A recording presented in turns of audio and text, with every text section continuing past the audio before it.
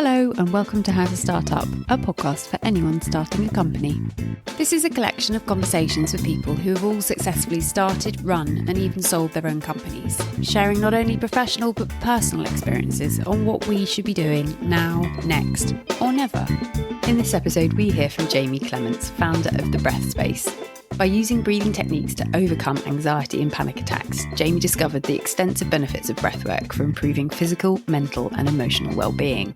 Having trained in many modalities of breathing, Jamie now, as part of his business, shares his techniques to help others accelerate their healing and personal growth. Today, Jamie introduces us to the benefits of breathwork and shares his advice on how to build a strong wellness routine about a busy schedule. Hi Jamie, thank you so much for joining How to Start Up today. It would be great if you could give an introduction as to who you are and a bit about the business that you started. Yeah, thank you so much for having me. It's a pleasure to be here. Yeah, my name is Jamie Clements. I'm the founder of The Breath Space and a breathwork coach, breathwork practitioner, facilitator. It sort of comes under a lot of different names and different guises depending on what hat I'm wearing. But yeah, really everything that I do and everything that I do with The Breath Space is centered around providing an accessible platform and range of experiences and events for people to engage with this sort of blossoming area of well-being and mental well-being, which is breathwork. So the most common question I get from people is, isn't it just breathing?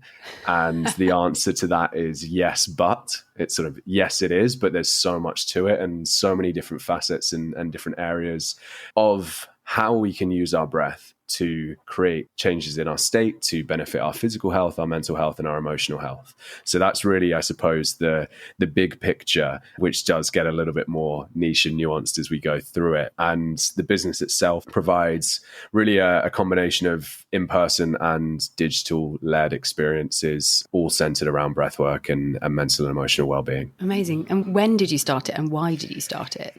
So I started the business back at the beginning of 2020. So it was just pre-lockdown one, if we can talk in lockdowns. Yeah. So pre-knowing that a pandemic was coming, or you could see it coming and you saw the opportunity? Very much coincidental. Yeah. The business was really formed out of, I wouldn't say necessity, but I guess the story of how I came to start it really feeds into, I suppose, the timing of it as well. So I, for a very long time, probably from about the age of 15 until my early 20s, age 24, suffered very badly with anxiety, with depression, with panic attacks. Especially in my early 20s, I was very, very badly struggling with anxiety and panic attacks. And I was high functioning. I worked in the startup world. I was working in kind of commercial roles and sales roles within tech startups. And I'd studied economics and had quite a kind of traditional and standard upbringing and education. But I always had this sort of background hum of anxiety and issues with my mental health. And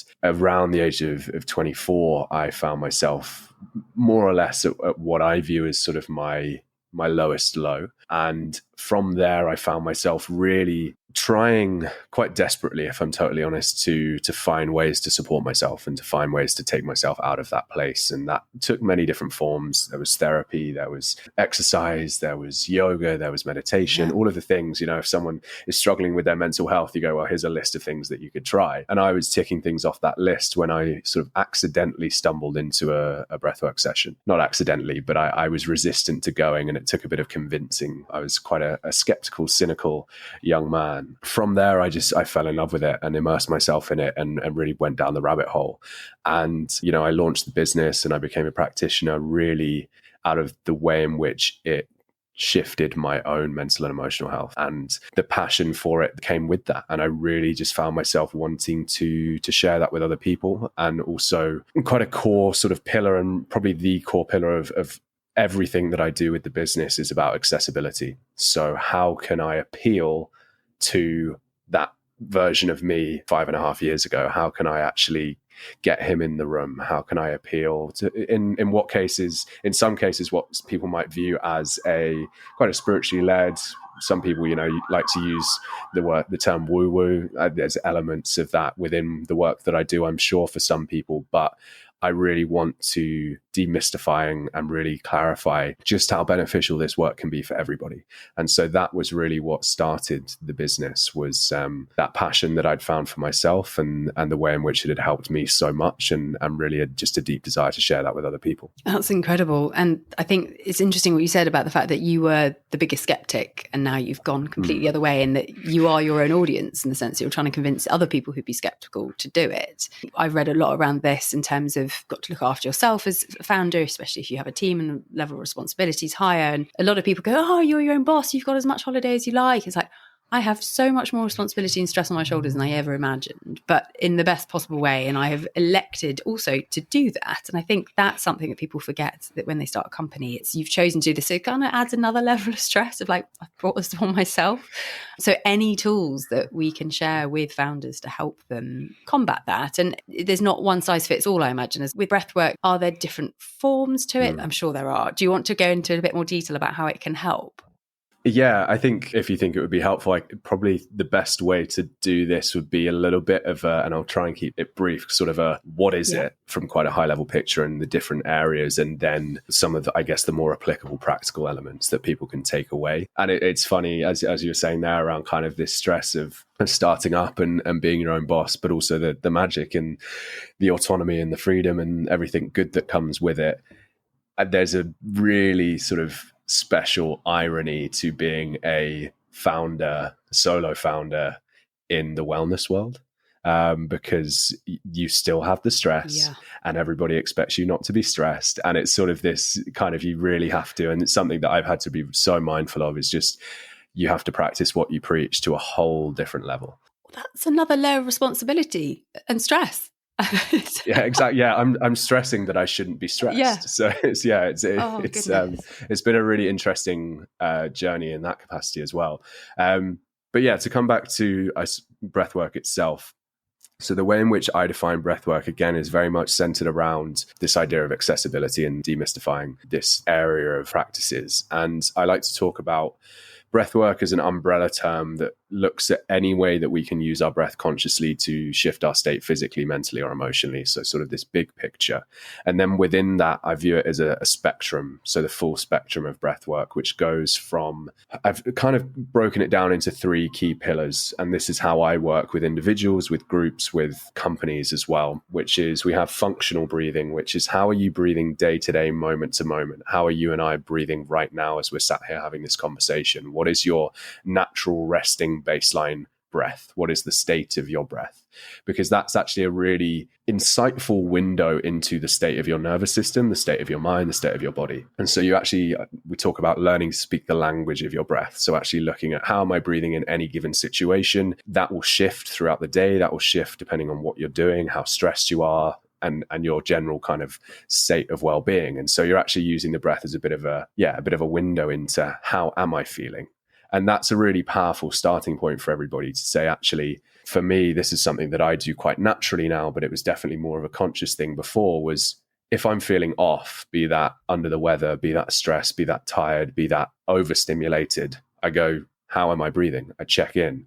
And based on that, I can understand more deeply how I'm feeling, but also I can start to look at, how can I change that? How can I actually take back a level of autonomy and responsibility over my internal and external state, which kind of leads unintentionally but very smoothly onto the sort of second pillar, which is simple breathing techniques for nervous system regulation. So the breath is a unique part of our nervous system in that it's part of our autonomic nervous system, which governs all of our body's automatic functions. But the breath is the only part of that system that we have conscious control over.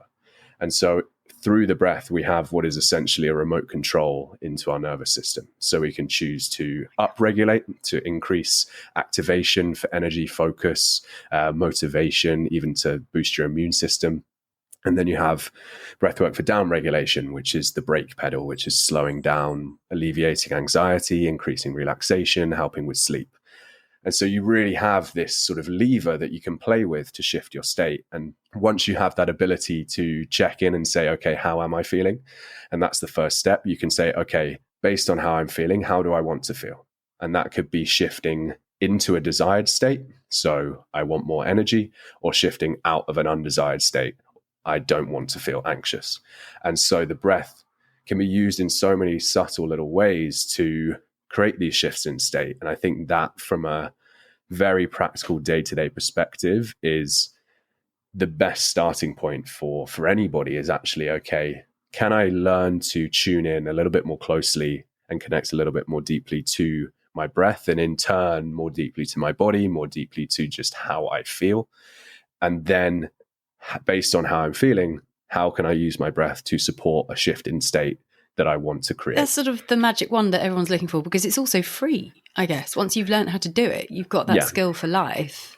And it's just something you could tap into immediately. If you're getting worried about something, or you can feel things bubbling up, you can just check in and see how you are breathing, and you know that. That's incredible. It is. And I think it's something that I come across a lot in my work, is that the most common, as I mentioned a little bit earlier on, the most common slant or kind of comment that I hear from people who are slightly more skeptical is, well, I breathe all the time. I know I don't have to think about it. Why would I want to think about it? Or it's too simple. It's too good to be true. And it's sort of that, I think, is uniquely interesting and slightly funny for us as human beings, is that if something's too complicated, we won't go there because it's too complicated. It's too hard to understand. If something's too simple, it can't possibly be beneficial. Something has to be just the right amount of complicated to be beneficial. And I think that's true. Where breathwork can be slightly underestimated, because we just go, it's too simple. Anyone listening to this now, I'm obviously now thinking about how I'm breathing, and I've heard various podcasts before, sort of box breathing, and if you can't sleep, you wake up in the night, you could sort of breathe your way back into a good night's sleep and things like that, but never done it religiously, never kept up with it, never sort of remembered it when I needed it. How would you start being conscious of your breath? Yeah, and I think it's probably one of the more irritating things about getting to know me, is that you just all of a sudden start thinking more about how you're breathing, and you're going, oh, am I doing it right? Am I doing it wrong? And, I say irritating slightly tongue-in-cheek, because it's a really powerful practice and skill to cultivate, is actually just and that is where I encourage everybody to start, is hopefully from this conversation, and if you ever engage in any kind of conversation around this topic, that's sort of lifting the lid on Pandora's box to say, oh, I can't not think about my breathing anymore. And it might not be something that's instinctual and always there to begin with, but it almost builds and builds, and you start noticing in certain situations when you are particularly stressed or when you are particularly anxious, your breath will be obviously shifting in a certain way. And so that is sort of where everyone needs to begin. It's sort of this going from unconscious to conscious. It's awareness, which is the first step with any change, right? And so I think that is the first starting point. And then it's really it's curiosity at the end of the day, I think, because realistically, there are 4 parts to the breath. There's the inhale, the hold at the top, the exhale, and the hold at the bottom. There's nothing else that we can really do with the breath. And so all we're doing is we're manipulating those 4 parts and seeing what happens. And this is something that I'm always really keen to kind of emphasize to people, which is, yes, there are a set of principles and physiological kind of facts that we say, okay, if we make the exhale longer than the inhale, that'll move you more deeply into relaxation. That's kind of generally agreed as a biological principle. However, everybody's body will respond slightly differently to different exercises and different practices. And so the curiosity is really important there, because you can really, I'm putting myself out of business here, but you can really get curious with this on your own and try different things. And yes, it's important to have guidance and knowledge and do things safely, but you can just get curious and play around with how you breathe in different ways and actually stumble upon ways to support yourself just through play and just through curiosity and a bit of manipulation of the breath in its different parts. So yeah, I encourage people to sort of gain that awareness, get into that curiosity, but then also seek out the knowledge, seek out the education, seek out the support so that you can do things in the most effective way. Because especially for founders, given kind of the nature of this conversation, time is not our friend. And so the more effective and efficient that you can be with these practices, the better. And that's another big benefit of breathwork, is it's a matter of minutes, sometimes a matter of seconds, that you can just start to change and shift your state by changing your breath in very subtle and simple ways. Well, and if it's supporting your mental health and your general well-being, you're a better founder anyway, you're a better business owner, you're going to be better for your team, your health will be better. It seems like a no-brainer. And why do you think, I mean, I've noticed it in the press in the last year or two, but why do you think recently it's become well known or more talked about? I think there's a number of reasons. I think COVID, well, if we go pre-COVID as well, just the conversation around mental and emotional well-being, the mental health conversation has been on the rise and, on the up and up in a very, very good way for probably 5 to 10 years. So I think it's been a natural byproduct of that. But why breathwork specifically? I think weirdly, slightly perversely, COVID being a respiratory illness, people struggling with shortness of breath, people struggling with, tightness in their chest. I think that really brought a level of awareness to breathing and the importance of it, and the fact that we can sometimes take it for granted, into sort of the broader general public awareness. And so I think that probably has something to do with it. But I think probably more so to do with the fact that it's simple and effective. And actually, I believe that, these practices, I know that these practices have been around in Eastern traditions for a very, very, very long time. But in the West, the mainstream kind of acceptance of it and acknowledgement of it is only just starting to get real traction. And I think one of the big reasons for that is the nature of the Western mind. We like input and outcome. And with breathwork, you are very much saying to people, breathe like this and this will happen.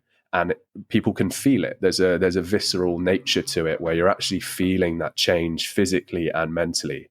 And that's what brought me into breathwork in the first place. Was actually, the first session I didn't change my life, but I felt enough. I felt something physical and visceral to say, that's real. I can't deny that. And I think that's been really powerful for people in the West, is actually to say, okay, there's something happening here and I can feel it, and it can be quite quick and effective. And so there's a slight sort of short attention span element to it, but also an element of it fits our psyche because we're doing something and something is happening. And I think that lands really well with how we go about things here. I read somewhere that across the world, different songs, hymns, mantras, carols are all in a certain phrasing to mean that everyone breathes in the same way when they're doing, no matter what religion, what culture it is in, any chant, anything would come back to the similar pattern. And I think maybe that makes that breath work a conscious thing. But on the flip side of that, can you breathe badly? I'm always conscious of how I have this conversation because we're all alive. It sounds like a silly thing to say, but if you were breathing so badly that you weren't alive, it's almost impossible to do, right? It sounds like a slightly mute point, but we do it in our sleep. Yeah. We do it in our sleep. We can do it unconsciously. There's no wrong way to breathe, but there are suboptimal ways to breathe. Yeah, and you've spoken before that 80% of us are breathing dysfunctionally or have dysfunctional breathing patterns. And that's a lot. Yeah, so I think this is interesting. So a lot of the most recent studies are showing these pretty high figures around dysfunctional breathing patterns. And all the dysfunctional breathing pattern really is, it's not one set way of breathing in a non-optimal way, in a dysfunctional way, but there are lots of different ways that we can subtly breathe dysfunctionally. And that can be, I'd say the most common that I see in my work is people that are kind of chronic chest breathers. So breathing short, breathing shallow, breathing into their chest. And all that really means, without going into kind of the depths of the detail, is that you're very likely to be experiencing high levels of stress. And I think this is a byproduct of life, especially in modern society, is that we're all overactivated. Even the most relaxed person in London is still going to be more stressed than someone who is living a much more balanced life. And I think that is just modern society, unfortunately. And our stress response, our fight-flight response in the nervous system is characterized by that short, sharp, shallow breath. So we're breathing quickly and we're breathing shallow. And what happens is if you breathe in that way for a long time, for a lot of your breaths, for example, that then becomes your baseline breath. And so rather than stress in your nervous system triggering that short, shallow breath when it's required, your breath is actually there at resting. And that is then creating stress in your nervous system. So it's a little bit chicken and egg to say, okay, your nervous system should at points go into fight flight because it needs to when there's danger. But if your breath is that at rest and it's actually become that because you've got into a kind of dysfunctional habit and pattern with it, then you're actually going to be triggering stress in your nervous system just through how you're breathing. And so it's, can we interject into that cycle to correct the dysfunctional breathing, to make it lower, to make it slower, to make it smoother? And in doing so, we regulate the nervous system back to a better place of balance and homeostasis. And so again, this is where this first pillar of breath work with the functional breathing and actually breathing in an optimal way when you're not thinking about it can have such an impact in very subtle ways, but in very profound ways at the same time. It's not a big shift, but it can have a really big impact.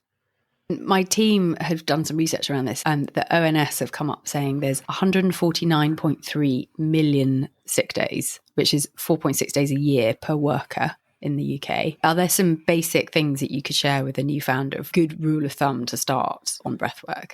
I think the two things that I would encourage everybody to start with, I've recently started working with a new private client who's a CEO and founder of a now very successful business. And I've been having lots of these conversations with him because I'd say there's a personality and a kind of a particular type of person. You know, we're all different, but there's a particular set of kind of characteristics that make someone a good founder. There's some things that kind of you need to have. And one of those is that you do tend to be a little bit more a little bit more forward motion, a little bit more, you know, I don't really like type A as a term, but a little bit more type A. And that is what makes you good at what you do. It's also what makes chronic stress much more likely. Yeah, no boundaries, no off switch. Exactly. And I think this is where the human psyche is so interesting because there's always a shadow side and a light side. So what makes you very, very good and very driven and determined and successful is also what makes it very hard to switch off. And what makes it hard to switch off can then lead to chronic stress. And so when we're talking to this demographic specifically, and I'd put parts of myself in this demographic as well, the key thing is going to be about creating space. So actually taking the time, giving yourself the opportunity to engage in these practices, because quite often the faster you're moving, the less time it feels like you have for practices like this. You don't feel like you have the opportunity to slow down.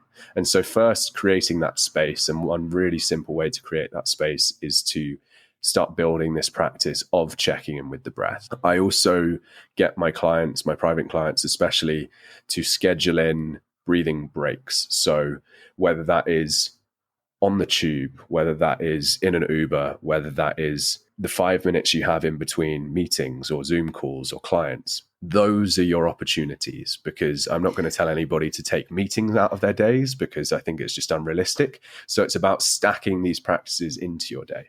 And so whenever you have that opportunity, rather than scrolling your emails, go, actually, this is my time for me. This is going to mean that I have a clearer head, that I can be more creative, that I have better access to my full cognitive capacity.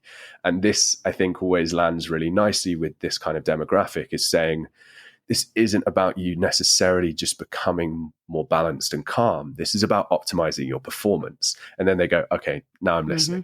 You're talking their language. Exactly. And so the importance of this is about optimizing performance and really avoiding burnout. I think that's a really, really key one. And burnout, if we come back to sort of talking in the lens of the nervous system, is when we find ourselves overactivated, so put into that stress state, that fight-flight response for a long period of time. So it's chronic stress where your foot is on the accelerator 24/7 and you're not taking time to back off. And we're producing adrenaline, we're producing cortisol, and we're just really stressing our system. And what I would encourage people to do, the simplest practice, you know, if you've got 2 minutes, if you've got 5 minutes, if you've got 10 minutes, is something I sort of referred to earlier, which is extended exhale breathing. So making your exhale longer than your inhale for 5 breaths, 10 breaths, 20 breaths, breathing in through the nose and blowing the exhale slowly out of the mouth. All that happens is naturally when we inhale, our heart speeds up slightly. When we exhale, our heart slows down slightly. So very, very simply, If you make your exhale longer than your inhale, your heart is spending more time slowing down than it is speeding up. Your heart rate drops, your nervous system relaxes, your body relaxes, your mind relaxes.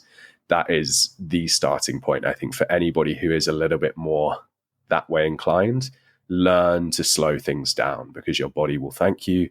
Your stamina will improve in terms of mental stamina, physical stamina, and you'll just notice a kind of a sense of clarity and balance that returns. You won't feel like you've had 10 coffees all the time. You'll actually start to feel a little bit more in control and in balance, which I think is so important. Oh yeah, who doesn't want to feel like that? And especially when you're starting a company, you might be faced with an investment meeting, or you might have to fire someone in your team. You need to be in control of your feelings and to reduce that fear factor, I suppose. So those tools are just so important to learn. My goodness, it's fascinating. And if people want to discover more, where can they find you?